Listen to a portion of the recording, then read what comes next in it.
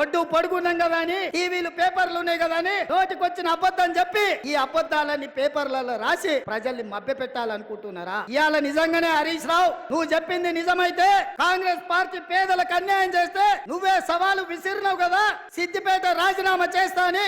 రాజీనామా చెయ్యి, సిద్దిపేటలో నువ్వు ఎట్లా గెలుస్తావో నేను చూస్తా బిడ్డ.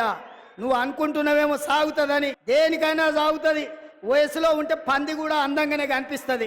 అధికారం ఉంటే నీలాకటోళ్ళకు నీళ్ళు కూడా అట్లనే ఉంటది. ఇవాళ అధికారం పోయింది కదా, ఇప్పుడు తెలుస్తుంది నీకు నొప్పేందో, పేద ప్రజల కష్టాలేందో.